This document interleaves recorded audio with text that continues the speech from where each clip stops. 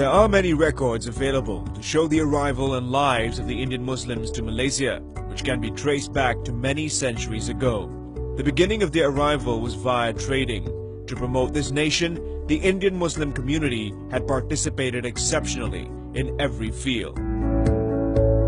History also states the facts of the Indian Muslims' existence in the reigning of the Malacca Sultanate.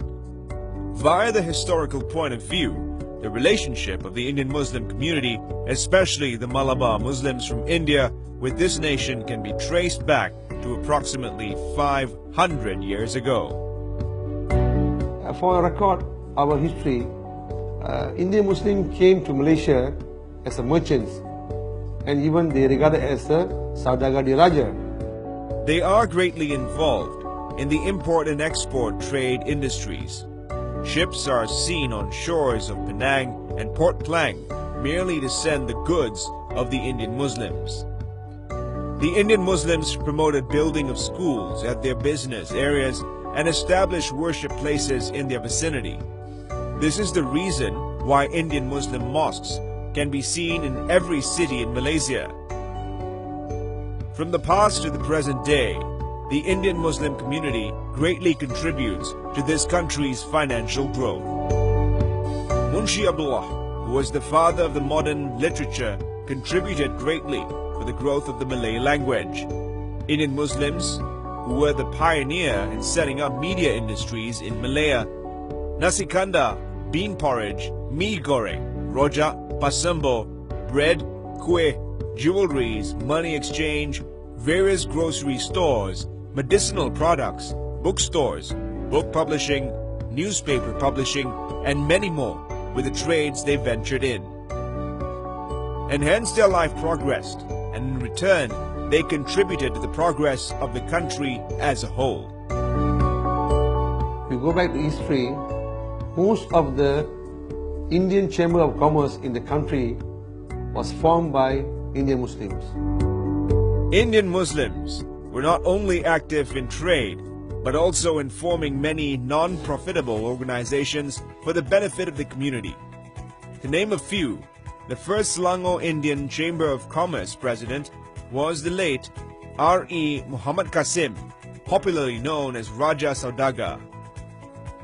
Another chamber, MIKI, known as the Malaysian Indian Chamber of Commerce, was founded by the late Tan Sri S.O.K.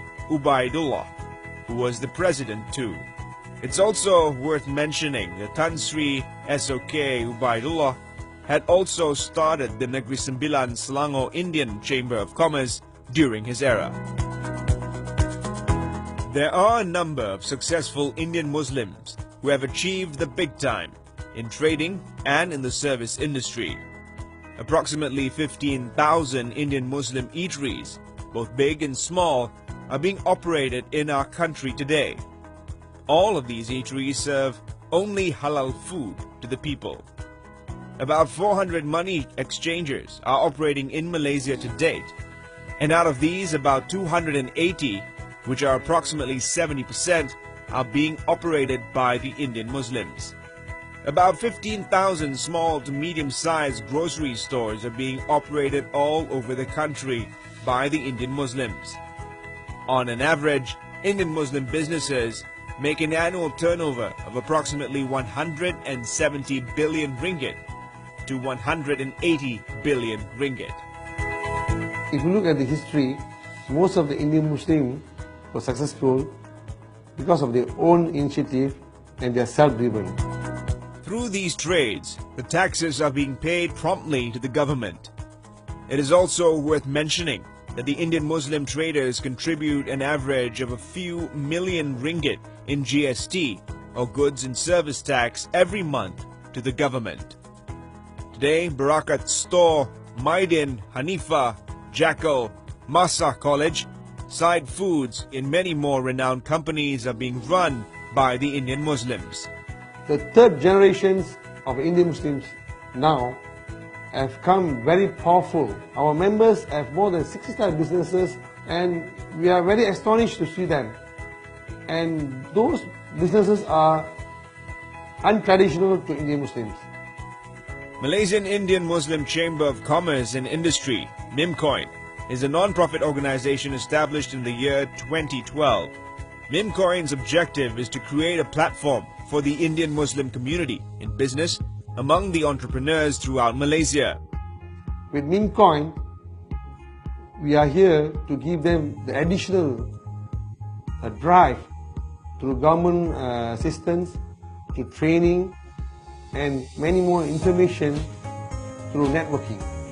It also provides a platform to learn and share among the members and entrepreneurs. Recognition matters so much for the entrepreneur.